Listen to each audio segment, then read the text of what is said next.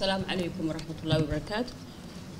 Monsieur le Premier ministre par intérim, Madame la ministre de la Femme et de la Famille, Madame la vice-présidente de l'Union nationale des femmes djiboutiennes, Madame la représentante du Premier ministre, Madame la ministre de la Femme et de la Famille, Monsieur les ministres, Monsieur et Madame les parlementaires, Monsieur le chef de mission diplomatique, Monsieur le représentant des Nations Unies, chers collègues, Monsieur et Madame le représentant de la société civile, Madame la maire, bon, et chers collègues, voilà. Bon, je vais dire un petit mot sur la CIPD, je crois que ça va être dit et redit, donc je ne vais pas beaucoup insister, je vais juste dire pour introduire qu'en 1994, donc il y a 25 ans aujourd'hui, se tenait une conférence historique au Caire.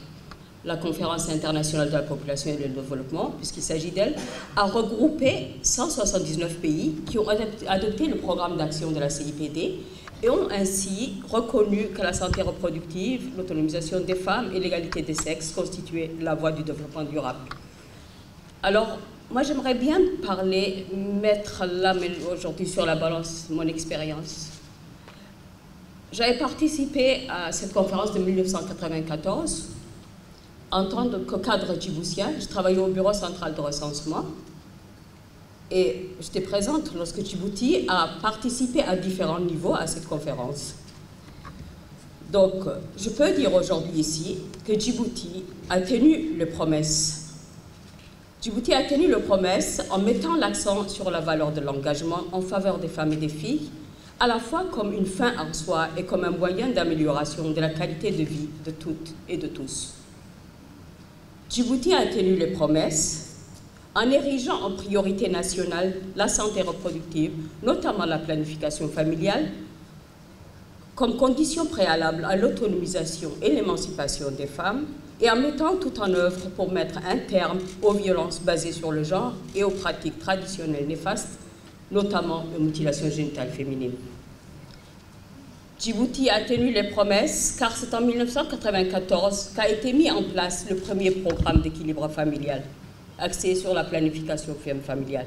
C'est encore en 1994 qu'ont été lancées les premières discussions sur le futur code de la famille et que l'association djiboutienne pour l'équilibre et la promotion de la famille a vu le jour.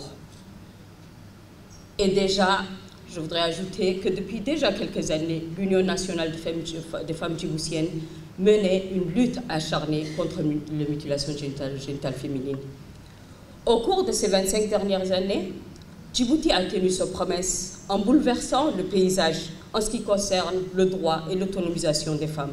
Et aujourd'hui, je veux dire que je suis fière d'avoir vécu de près ces immenses transformations. Pour rappel, le programme d'action de la CIPD attire l'attention sur les différentes manières de s'engager en faveur des femmes et des jeunes, concernant notamment l'autonomisation, leur santé reproductive, qui peuvent avoir un impact sur la durabilité environnementale et la dynamique des populations. Aujourd'hui, 25 ans plus tard, il s'agit là d'accélérer les promesses faites en 1994 afin de discuter et convenir des initiatives permettant de stimuler la mise en œuvre du programme d'action de la CIPD. Un volet qui est incontournable pour la réalisation des objectifs de développement durable de l'ONU à l'horizon de 2030. Je vous remercie.